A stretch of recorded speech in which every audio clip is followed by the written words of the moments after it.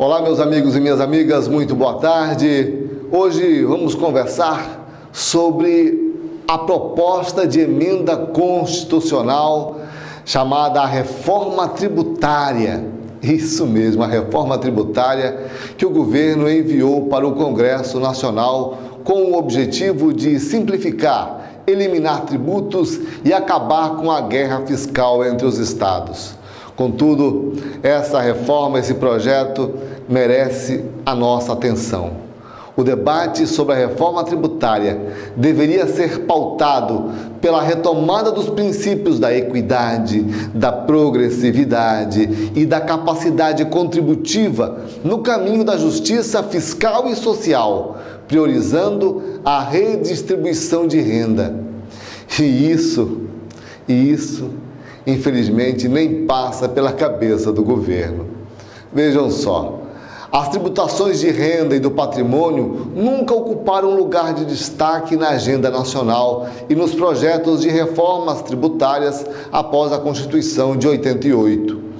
Assim, é mais do que oportuno a recuperação dos princípios constitucionais basilares da justiça fiscal, que são a equidade, a capacidade contributiva e a progressividade.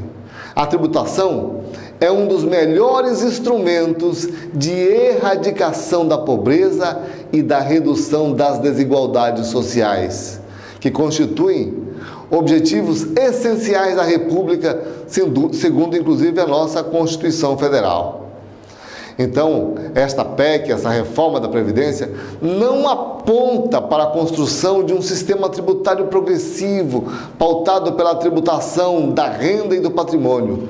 Os principais pontos dessa reforma são: primeiro, a criação de um imposto sobre o valor adicionado com a extinção de 5 tributos federais: a contribuição sobre o financiamento da Seguridade Social, a contribuição para programas de integração social, a contribuição de intervenção no domínio econômico incidente sobre a importação e comercialização de combustíveis, a CID, e a contribuição social do salário e educação. Segundo, a incorporação também da contribuição social do lucro líquido e o imposto de renda das pessoas jurídicas. E a redução gradativa da contribuição dos empregados da Previdência Social a ser realizada nos anos subsequentes à reforma por meio do envio de um projeto de lei no prazo de até 90 dias, conforme a proposta que está lá na PEC. E também a unificação da legislação do Imposto sobre Circulação de Mercadorias e Serviços a ser realizada por meio de uma lei única e não mais por 27 leis das unidades da federação. E o quinto ponto dessa reforma será também a criação de um fundo de equalização de receitas para compensar as eventuais perdas de receita e ICMS por parte dos estados. E o último ponto é a instituição de um Fundo Nacional de Desenvolvimento Regional, permitindo a coordenação da aplicação dos recursos da Política de Desenvolvimento Regional. Então, o governo pensou, nesses pontos aí. Os 3 mais importantes tributos que financiam a Seguridade Social serão modificados. Olha só, a CONFINS, a contribuição sobre o lucro líquido serão extintas e haverá também a desoneração da contribuição patronal sobre a folha de pagamentos por meio de legislação específica após as mudanças constitucionais. Para a Seguridade Social, passam a ser destinados 38,8% do produto da arrecadação dos impostos sobre o imposto de renda, produtos industrializados, operações com bens e prestações de serviços.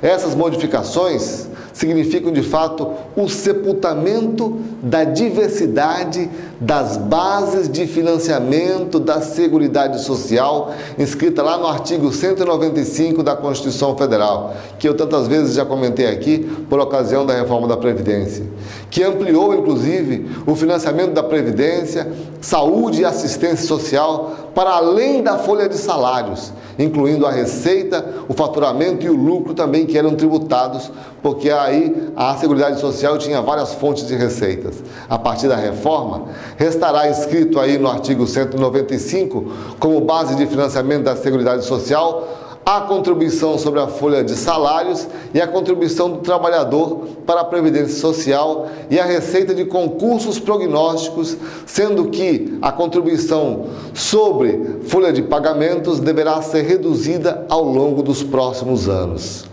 Portanto, a ideia de orçamento de Seguridade Social diversificada em fontes de financiamento vai retroagir a uma situação anterior à Constituição Federal de 88. A política tributária, que antes de tudo deveria ser um instrumento de distribuição de renda e indutora do desenvolvimento econômico e social do país, com essa proposta ficará muito longe disso. Não poderíamos esperar muito, propostas boas, mas infelizmente mais uma notícia ruim, mais uma proposta ruim para os trabalhadores e para a Seguridade Social, especialmente, que está tramitando no Congresso Nacional. Vamos ficar atentos, não vamos deixar que seja aprovado do jeito que o governo quer. Uma boa tarde a todos e que Deus nos abençoe.